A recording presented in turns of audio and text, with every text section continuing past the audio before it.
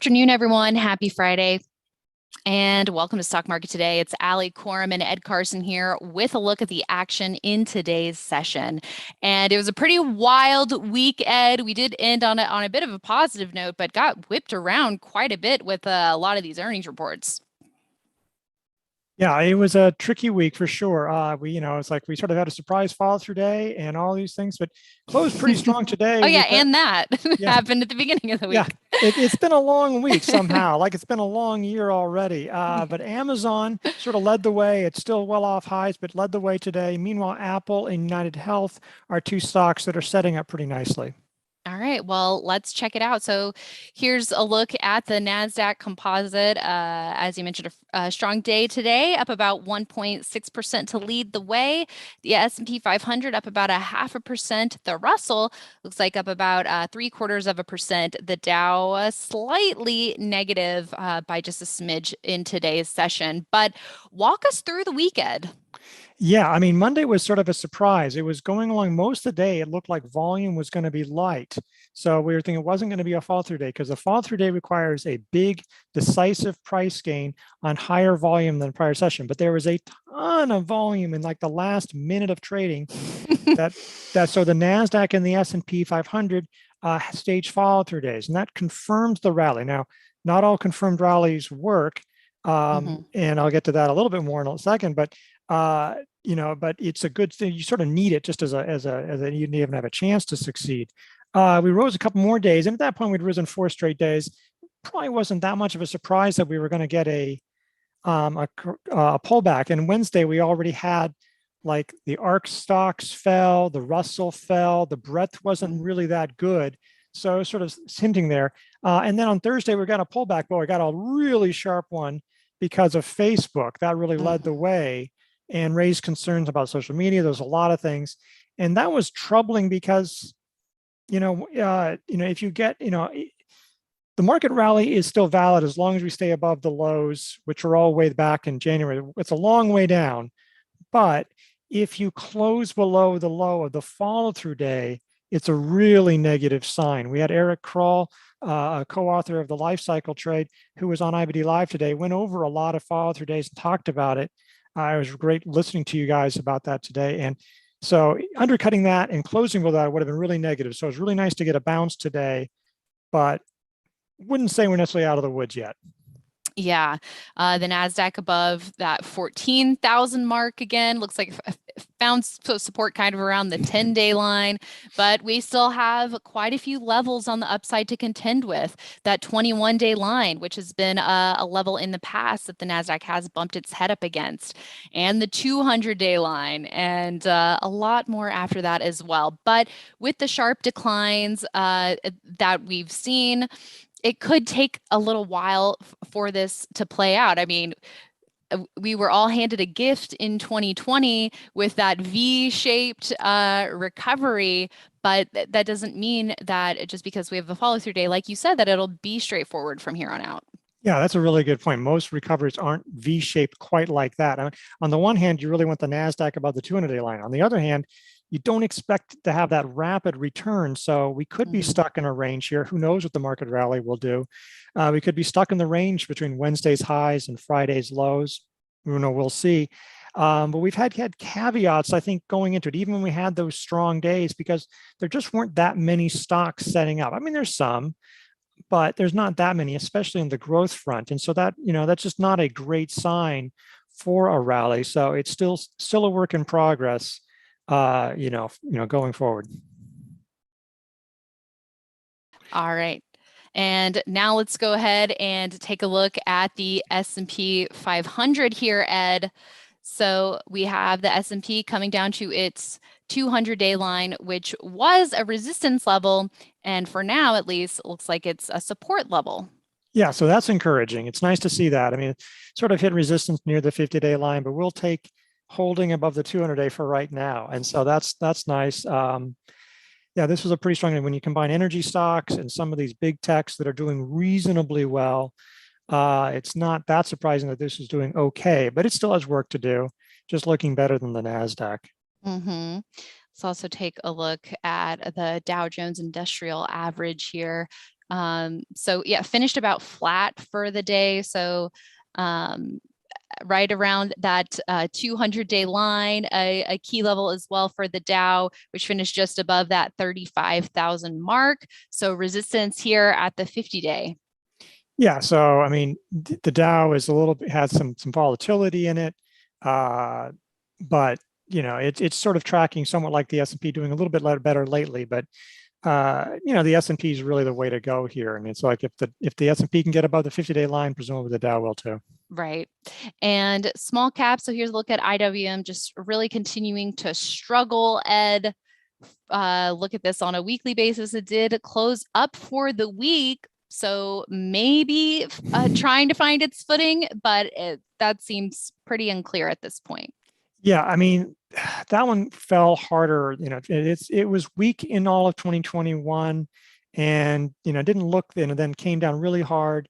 It had the weakest performance in many ways, and it's like it just looking on that weekly, it sort of closed in the middle of its range. There's not real heft. It's not really powering higher yet. So yeah, we want to see more stocks to buy. We want to see just more stocks rising, and I think that would really provide a lot of encouragement for the strength in this rally. But yeah, that is not looking great.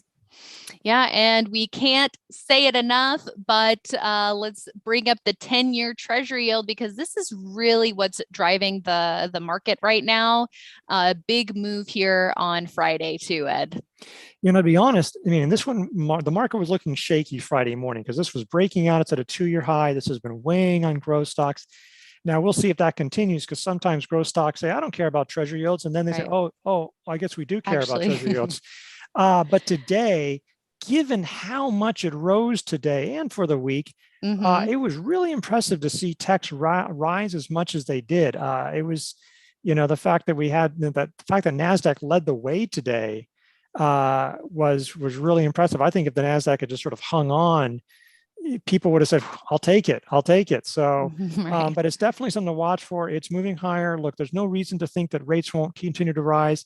And this isn't necessarily the best thing for financials either, or banks. I mean, some financials, it depends on which financials. Got to know what's there, because the 2-year yield and a lot of the short-term yields, they're rising even faster than the 10-year yield. So that's squeezing those net interest margins for traditional lenders. But with the Fed likely to raise rates 5+ times this year, there's no reason to think that the 10-year yield is going to be trending lower.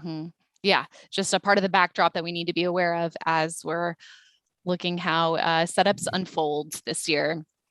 And let's take a look at Amazon in the spotlight today, with its move on earnings up about 13.5% in heavy volume. But Amazon was not in a strong position technically, Ed, heading into the report, and moved sharply lower the session before on Facebook's report, down about 8% on Thursday. So good to see it start moving in the right direction on this earnings report. It has a lot of room to make up, but it definitely helps buoy the market today. Yeah, it'll be interesting to see how this goes, because there can be the risk of that one and done. You have that good earnings, especially if the market is sort of shaky. Sometimes stocks have that one good day on news and then they just continue to trend down. So I'd like to see more of that.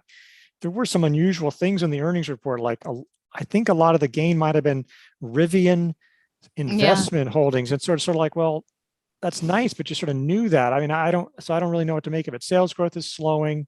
So there are some factors there. Yeah, I mean, you want to see a lot more repair work. It's still below the 50-day line. It's still below the 200-day line. And it sort of lagged for most of 2021. It really wasn't going anywhere. I mean, some choppy action, every time it tried to move, it broke down. And that RS line looks terrible. So yeah, great week this week, really good week this week. But yeah, this is just a first step before before we move on forward with this.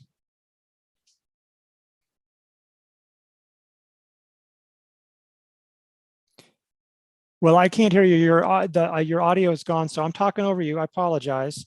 But Apple is moving, is sort of didn't do a whole lot this week. That's all right. It rose a little bit. That's after a really strong week the week before, holding around the 50-day line, the 10-week line. So showing good action. I mean, that relative strength that's really been trending up for the last few months. It rises, takes a ledge, rises, takes a ledge. Pretty nice action. And going on over to the daily chart, we did talk about a trend line that you could have drawn with the stock getting above the 50-day on its earnings report. That was before the follow through day. But maybe if we draw a new trend line here, Ed, this is a less steep setup that we could see potentially taking shape here for Apple. Yeah, I mean, that could be a place, use that trend line or just use this week's high, getting above that. I mean, in another week, this will be a base if it stays within this range. So, that could even be a handle potentially. So, that is a legitimate area with that RS line looking so strong. And look, the PE ratio is pretty low. I mean, the techs that are doing well, their PE ratios aren't that high. And I know we don't normally talk about that, but in a rising interest rate environment, the higher the PE ratio, the more you discount, you're discounting this future growth so much. So it's definitely in this environment, you want to be paying attention to the PE ratio. Yeah, it's definitely a trend we've been noticing. And speaking of relative strength lines looking good, how about UNH here, Ed, with that RS line blue dot? Yeah, I mean, this is another one that's sort of been, the RS line sort of been trending up for a few months. It sold off at the early January because one of its rivals had sort of warned, Humana warned on this, and then United came out a few days later and said, no, that's not really a problem. And so, that's provided an opportunity. It's shoring up, an RS line hitting new highs with the stock not yet, breaking out. That's really bullish. I mean, Apple would have a blue dot if it weren't, or would have had a blue dot if it had a base. It doesn't, so that's why it doesn't. But it's really bullish when you can have that kind of blue dot, something to really show some strength. If this market takes off, this might do very well. But again, ideally a handle would form here, Ed. Yeah, technically, since it's a flat base, you don't have handles, but we wouldn't mind having a flat base. It wouldn't be that much higher, but just having a pause because it has run up a fair amount. I think that's something just in general. If the market goes sideways for a little bit, you could see stocks form handles, or if they rise, like stocks that if they rise further, their RS lines will skyrocket, and really build up that strength and come in. So it'd be nice if we could see some handles form on Apple and UnitedHealth and a lot of other stocks. All right. Well, Ed, let's talk about what investors should do now at this key juncture. I mean, we had a follow through day this week. But it seems like there's a lot of work to be done in terms of setups out there. We're seeing a lack in that department. Yeah, I mean, a lot of the energy stocks have already broken out. There's just not a whole lot, especially in the growth area, but there's just not that many. You can find stuff to start of that might do well, but the downsides are could be like if you need discipline and patience, the thing is, it's like if you were in dating, like, oh, I'm dating right now, it's like if you can be an active dater, but it doesn't mean you date every day. I mean, it's like you don't go on a date every day. You got like an active trader doesn't have to be trading every day, every hour. I think if you look back at your trades in 20, whatever time period, you'll find you're going to make your money when the market is clearly in an uptrend. Getting out when it's choppy, or that's when you lose money, when it's choppy or when it's going down. So, to have some patience, wait for the market to set up. I mean, to show clear strength, wait for these setups. And that's where all the money is going to be made. And there's nothing wrong with not trading today or not trading Monday if the conditions aren't really, set up for success. Well said, Ed. Thank you so much for that. We hope everyone has a great weekend, and we'll see you all back here on Monday. Thanks for watching.